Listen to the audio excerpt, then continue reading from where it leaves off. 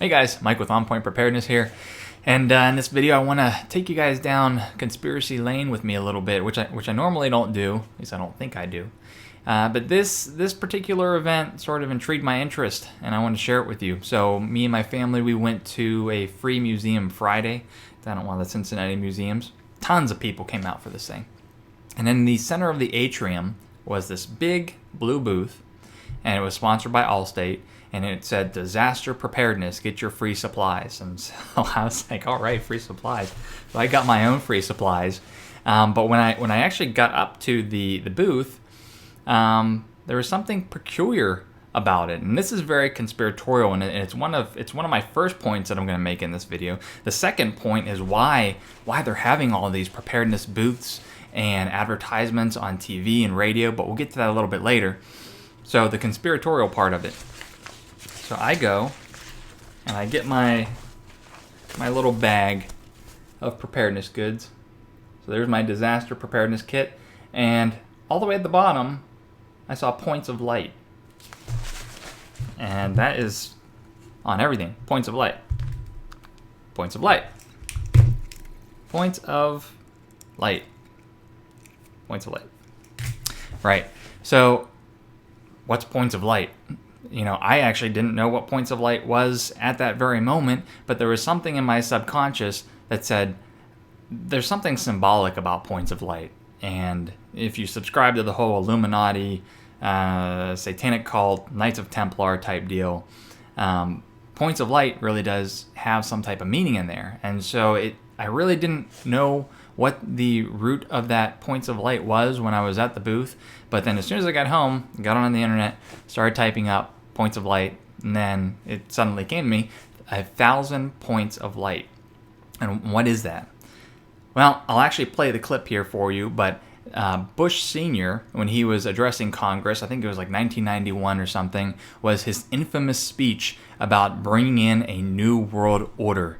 And in that phrase, or in that speech where he talked about the new world order, he said, we will illuminate the world with 1,000 points of light. And it turns out that 1,000 points of light, or points of light, was not only just limited to that speech that he did, but he actually turned it into one of the largest organizations, I think the largest volunteer organization in the world.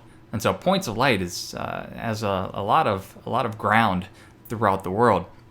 And I just think it's very interesting, right, that you have this New World Order speech by President Bush that everyone pretty much knows about, and he talks about illuminating the world with 1,000 points of light, and then you think about Lucifer and what that means. It's the angel of light, and here they are publicizing it on preparedness kits. Right? A little bit conspiratorial. Anyways, let me run this clip for you. A year and a half ago, in Germany, I said that our goal was a Europe whole and free. Tonight, Germany is united. Europe has become whole and free. The world can therefore seize this opportunity to fulfill the long-held promise of a new world order. We can find meaning and reward by serving some higher purpose than ourselves. A shining purpose. The illumination of 1,000 points of light. So, again, conspiratorial. I haven't really gotten into symbology, across the gamut. I do know that there's lots of real symbolism that is used. If you think about Hollywood and all the triangles and the 666 eyes, you could say it's a trend, but is it something more nefarious? Also, the Jade Helm logo, something on that I just found out was there was a transparent clog in the middle of that a lot of people forgot to mention. And if you look back at the Nazi internment camps, the prisoners were forced to wear leather or wooden clogs. So please tell me that symbol was, put there by accident? No, that was put there intentionally. There's design component. There was design component here, points of light and illumination and all that stuff. But anywho, let me reel us back in out of the conspiracy and into something a little bit more grounded. So my wife, she's not essentially a subscriber to the whole preparedness movement or the fact that there might be world war or martial law. She's a little bit there, but not quite. But here's the interesting thing is, you take someone like her that isn't a full subscriber to this, and she sees this booth, and she says, why are they doing all this? So, even her, she's saying, what's going on with this? And I said, you're right, Ready.Gov is something fairly new. They built a website for it.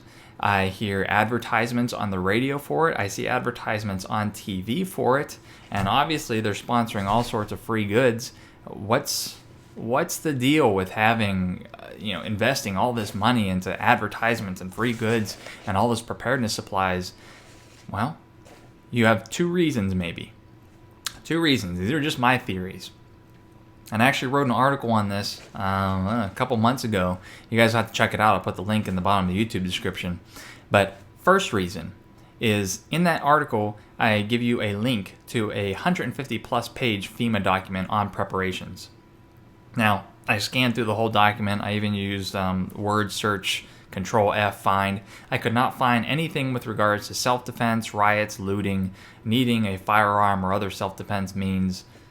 You could say it's political and that's why they didn't put it in there, but I think it's because they want you to, and they being FEMA and the government, people that know there is going to be an economic collapse or some other type of world war scenario, they want you to prepare, but only for 72 hours and without a means to protect yourself. Because the more people that they can prepare for up to 72 hours is less people that they will have to deal with on the immediate onset of any type of catastrophe. I mean, you think about that, right? They move their resources into position, and if these ad councils or whatever were effective, and they have maybe 10% of the population that they reach, and they have their 72-hour supply of food, water, and all that stuff, and they just lock their door and stay inside, well, hey, I don't got to worry about them. So that's my theory on it. But then I did recently think of a second theory, and this was based off of an interview with Greg Hunter's USA Watchdog and former Treasury Secretary Paul Craig Roberts.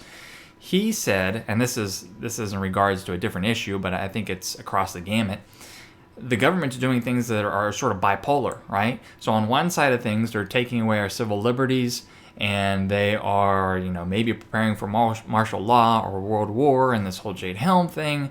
Then on the other side, they're saying, oh, get prepared, we care about you guys. So what's the deal?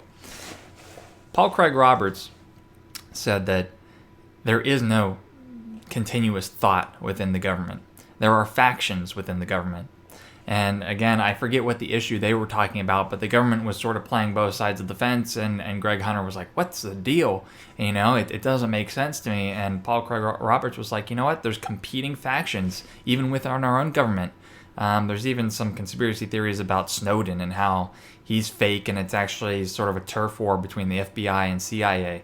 I don't really know about that, and I don't follow it too much, but with how big the government is, you can think that there are multiple factions. And so with regards to this preparedness stuff, maybe there's a faction of people that something's going to happen, they know it's going to happen, they're trying to get the word out in sort of a subliminal way.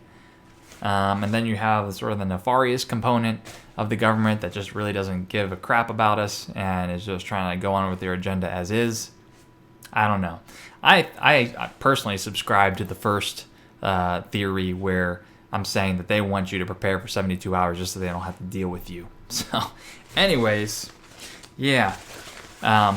Conspiracy theory and points of light, look it up. It's pretty damning if you consider the fact that points of light, 1,000 points of light, was referred to in the New World Order speech, and now we're seeing it on preparedness bags.